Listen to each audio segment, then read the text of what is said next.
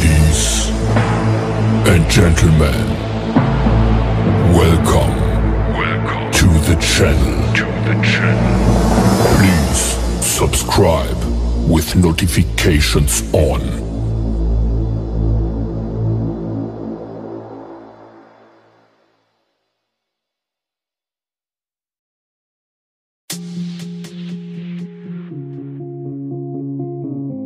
Selamat pagi dan selamat siang untuk kelas 11 dan kelas 12. Ini sebagai kata pembuka Bapak. Oke, silakan selamat menyaksikan video pelajaran ini dan jangan lupa untuk mengklik absen dan ngirim tugas dan juga mengklik like, comment, subscribe. Oke, itu dulu pesan Bapak pagi ini. Selamat belajar dan selamat mengerjakan dan saksikan video ini sampai selesai. Oke, salam sehat.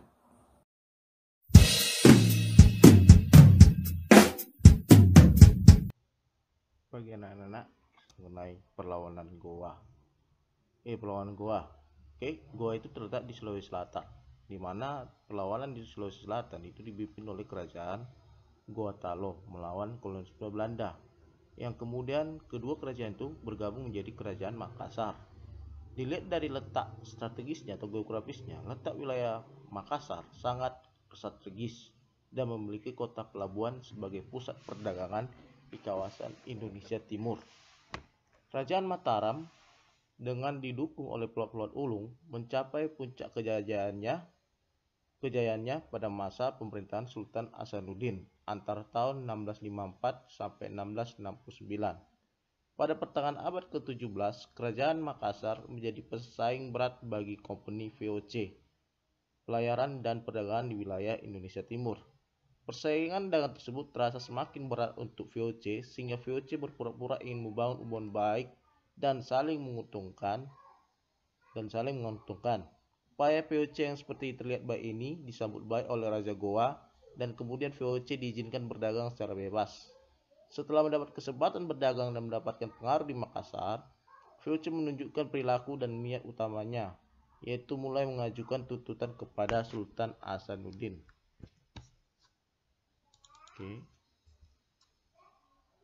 Tuntutan VOC terhadap Makassar ditentang oleh Sultan Hasanuddin dalam bentuk perlawanan dan penolakan semua bentuk isi tuntutan yang diajukan oleh VOC.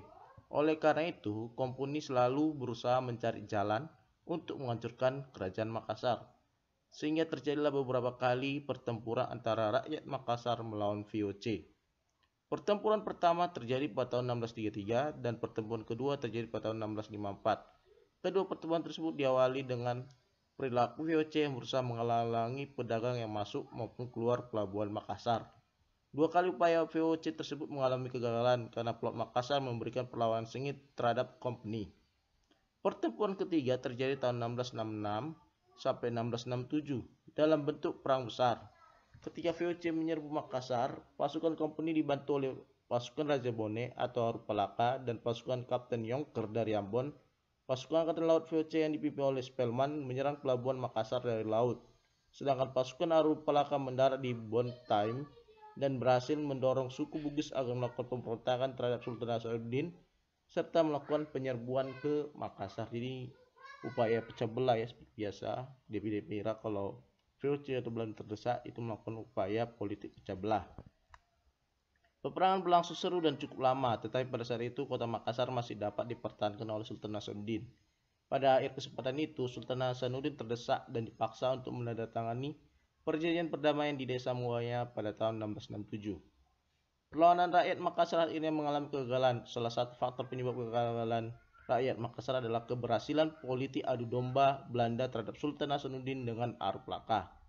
Perlawanan rakyat Makassar selanjutnya dilakukan dengan bentuk lain, seperti membantu Trunojoyo dan rakyat Banten setiap melakukan perlawanan terhadap VOC. Itu dia sekian mengenai penjelasan perlawanan Goa terhadap kekuasaan kolonialisme di wilayahnya. Kita setelah sampai pembagian tugas, yaitu hanya cuma satu soal, latihan 6. Kamu telah mempelajari bagaimana perjuangan Sultan Hasanuddin dalam melawan VOC. Pelajaran apa yang dapat kamu peroleh? Coba jelaskan. Dalam bentuk kertas kirim upload ke melalui GC. Jangan lama-lama ya nak, cuma satu soal loh. Ya, nanti 2 minggu lagi ada tugas LKS. Jangan lupa klik absen dan juga klik tugas dan pelajari apa yang bagian materinya juga di Google Classroom. Video ini hanya sekedar menerangkan tambahannya. Oke, nanti setelah ini ada video referensi sejarahnya biar bisa lebih jelas lagi. Oke, selamat mengerjakan, selamat belajar. Sampai jumpa minggu depan. Salam sehat.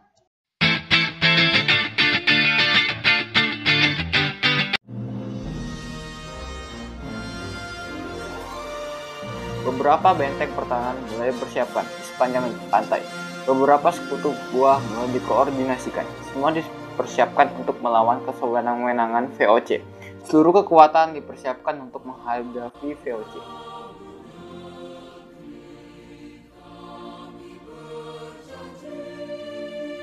Sementara itu, VOC juga mempersiapkan diri untuk menundukkan gua.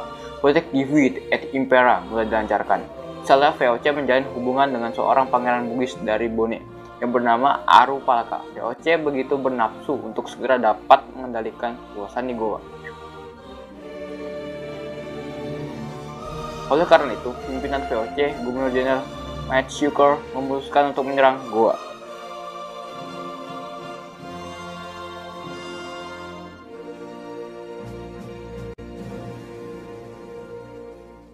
Dengan kekuatan 21 kapal dengan mengangkut 600 orang tentara. Mereka terdiri atas tentara VOC, orang-orang Ambon, dan juga orang-orang Bugis di bawah Aru Palaka. Pada tanggal 7 Juli 1667, meletus perang Goa. Tentara VOC dipimpin oleh Cornelis Janson Spelman, diperkuat oleh pengikut Aru Palaka, dan ditambah orang-orang Ambon di bawah pimpinan Jonker van Manipa.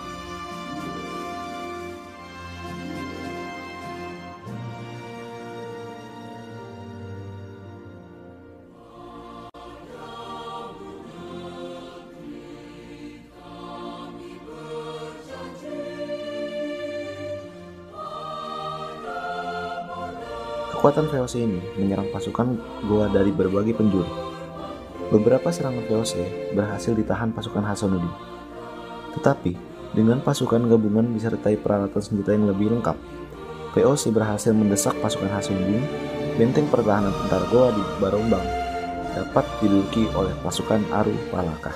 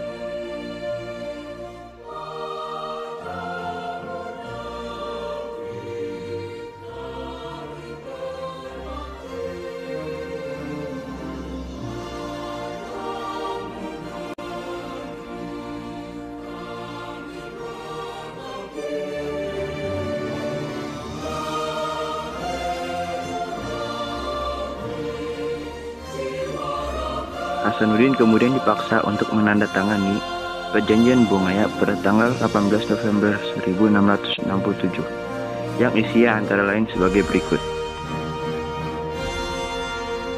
Pertama, VOC menguasai monopoli perdagangan di Sulawesi Selatan dan Sulawesi Tenggara. Kedua, Makassar harus melepas seluruh daerah bawahannya seperti Sopeng, Luwu, Wajo, dan Bone. Ketiga, Aru Palaka dikukuhkan sebagai Raja Bone. Keempat, Makassar harus menyerahkan seluruh benteng-bentengnya. Kelima, Makassar harus membayar biaya perang dalam bentuk hasil bumi kepada VOC setiap tahun. Sultan Hasanuddin tidak ingin melaksanakan isi perjanjian itu, karena isi perjanjian itu bertentangan dengan hati nurani dan semboyan masyarakat Goa atau Makassar. Pada tahun 1668, Sultan Hasanuddin mencoba menggerakkan kekuatan rakyat untuk kembali melawan kesewenang-wenangan VOC itu.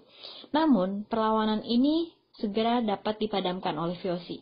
Dengan sangat terpaksa, Sultan Hasanuddin harus melaksanakan isi perjanjian Bungaya. Bahkan, benteng pertahanan rakyat Goa jatuh diserahkan kepada VOC. Benteng itu kemudian oleh Spelman diberi nama Benteng Rotterdam.